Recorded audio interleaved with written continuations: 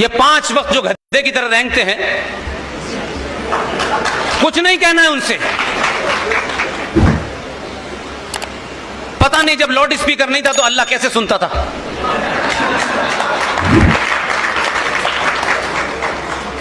दुनिया के बहुत देशों में यह होता है, हम पढ़ते नहीं। आप भी एक कार्य करें, सरकारों वरकारों के चक्कर में छोड़ दीजिए।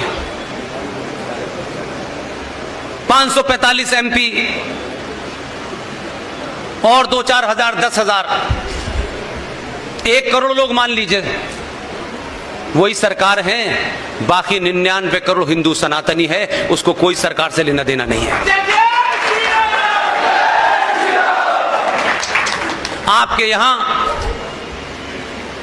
सुबह 10 बजे पब्लिक लाउड स्पीकर पर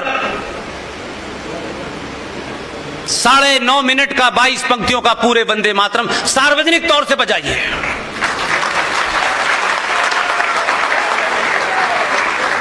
शाम 5 बजे फिर बजाइए। और इस देश की एक महान गायकार लता मंगेशकर जी ने वो पूरा गाया है। मैंने चौधरी साहब को कुछ बुर्क मारकर दिए हैं। और मुहिम कैसे शुरू होनी चाहिए, आप सब लोग मुझसे ज्यादा समझदार हैं, अपने अपने हिसाब से शुरू कर सकते हैं। अभी हम लोगों ने एक छोटा सा बुक मार्कर बनाया, हो तो दीजिएगा। और उसमें कुछ नहीं किया हमने। उसमें छत्रपति शिवाजी भी हैं, उसमें सावरकर भी हैं, उसमें महाराणा प्रताप भी हैं। ये कुल मिला के 3 तस्वीरें एक तरफ छापी हैं। बॉम्बे में जो हमारे मित्र लोग हैं उन्होंने हमारी उसमें मदद की। और उस बुक मार्क के अंदर हमने सिर्फ एक ही काम किया है। ये बहुत छोटा सा एक बुक मार्क बनाया है। आप किताब पढ़ते हैं उसमें बुक मार्कर लगाते हैं। इसमें एक तरफ भगत सिंह हैं, चंद्रशेखर नहीं, सुभाष भाई हैं, सावरकर हैं। दूसरी तरफ इसमें पृथ्वीराज चौहान है, महाराणा प्रताप है और शिवाजी है। ये तो तस्वीरों की बात रही। इनका जन्म कब हुआ था और ये कब गए, हमने इसमें नीचे लिख दिया है, बच्चों को इनकी वीर गाथा सुनाएं। लेकिन इससे ज्यादा हमने इसमें एक नया एक्सपेरिमेंट किया है। इसमें नीचे एक QR कोड बना हुआ है। इसको स्कैन करेंगे, लता की आवाज में पूरा आपको वंदे मातरम मिल जाएगा।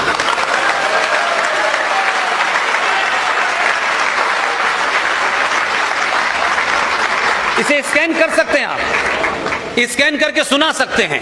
और वही मैं चाहता हूं, वही वंदे मातरम आप सुबह के 10 बजे और शाम के 5 बजे देश को सुनाएं। और जिनको वंदे मातरम से तकलीफ है वो अपने कान में रुई लगाएं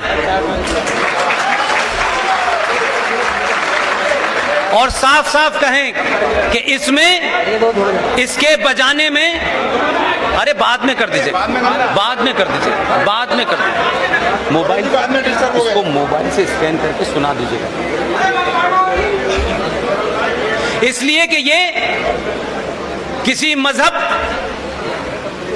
किसी धर्म का नहीं है, ये भारत की पार्लियामेंट में गाया गया है। इसे बजाने का सार्वजनिक आपको अधिकार है। इस शुरू कीजिए, फिर देखिए कि क्या होगा, और फिर जो होगा उसे देखा जाएगा।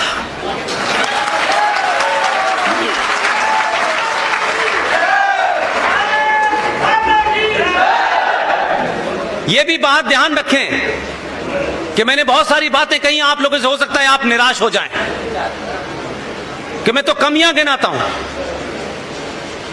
ऐसा नहीं है। आपने सारे प्रयोग करने के बाद पहली बार मैं सिर्फ आजाद भारत की बात नहीं कर रहा हूं, मैं कम से कम 700 सालों के भारत की बात कर रहा हूं। 700 साल में आपको पहली बार यह एहसास हुआ कि आप सनातनी हिंदू पहले हैं, बाद में ब्राह्मण ठाकुर यादव।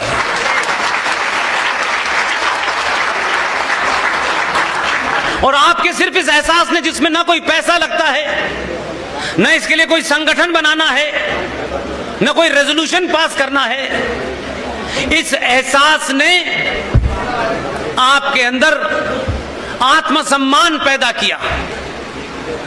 इस एहसास ने आपके अंदर एक चेतना पैदा की।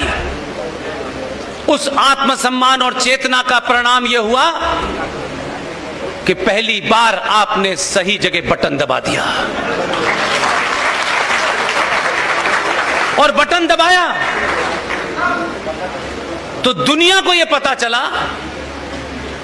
कि यह तो अपना हीरो चुनने में, उसमें बड़ा आदर्शवाद ढूंढते हैं। यह ऐसा नहीं होना चाहिए, वैसा नहीं होना चाहिए, इसके ऊपर यह आरोप है, उसके ऊपर वो आरोप है। आप उस तथाकथित आदर्शवाद से जो आपने अपने अंदर पाल रखा था, इस कुंठा से ग्रस्त है आप लोग कि नहीं, दुनिया हमारे बारे में क्या सोचेगी कि हमने किसको अपना प्रधानमंत्री चुना है। इस पे तो यह आरोप है, वो आरोप है। अगर आरोपियों को सजा दिलवानी है तो आरोप लगे हुए को ही आपने चुना। क्योंकि आपकी किताबों ने यह बताया कि आप तो अंग्रेजों के गुलाम थे, आपको यह पता ही नहीं था। उसी पार्लियामेंट में उसका एक दूसरा भाषण था। मैं किसी रेफरेंस की वजह से यह आपको पीछे की बात सुना रहा हूं, हो सकता है पहले आपने मेरे भाषण में सुनी हो। आपने उसको एक कहानी सुनाई, उसने बहुत लोगों ने कहानी सुनी, भूल गए। उसने एक कहानी सुनाई आपको, एक शेर की। मुझे नहीं पता आपने सुनी कि नहीं सुनी। एक शेर की कहानी सुनाई पार्लियामेंट में खड़े होकर के। उस कहानी को सुनाने के लिए बड़ा जिगरा चाहिए। वो ये जानता है कि कौन लोग हैं जो उसकी कहानी का मतलब जानते हैं। उसका शायद ये अफसोस है कि 100 करोड़ लोग उसकी कहानी को जान जाएंगे जिस दिन, फिर उसे दोबारा कहानी बताने की जरूरत नहीं होगी। उसने एक शेर की कहानी सुनाई। एक शेरनी अपने परिवार 4 बच्चों के साथ जंगल से जा रहे थे। वहां कोई शिकार मिला उन्हें। शेरनी उस शिकार करने के लिए दौड़ने लगे और शिकार करते करते काफी आगे निकल गए। उनके पीछे उनके बच्चे भी दौड़े। शेर ने शिकार किया और वो आगे चला गया।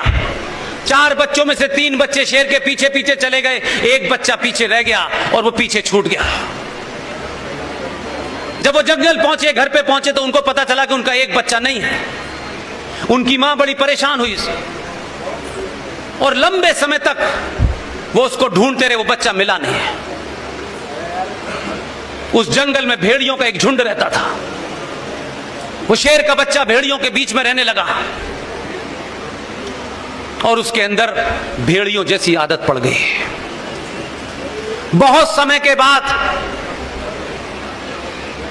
वो शेरनी एक बार दोबारा से उसी रास्ते पे थे। उन भेड़ियों के बीच में उस मां ने अपने बच्चे को पहचान लिया। वो मां उस बच्चे के पास गई, उससे बोली, तू शेर का बच्चा है, भेड़ियों के बीच में कैसे है? बोला, नहीं, मैं भेड़िया हूं। बहुत दुखी हुई। वो अपने उस बच्चे को बहुत समझाया। 15 अगस्त से 1947 से लेकर के 2014 तक समझाता रहा वो कि नहीं, तुम भेड़िया नहीं हो। उसकी मां ने एक कुएं के पास उसको ले गई और उससे कहा, देखो, जो मेरी सूरत है वही तेरी सूरत है। जैसे ही उसने अपनी मां की सूरत देखी, वो बच्चा शेर की तरह उसने चिंगाड़ लगाई तो उसने कहा मैं तुझे पहले ही कहती थी सेकुलर नहीं है।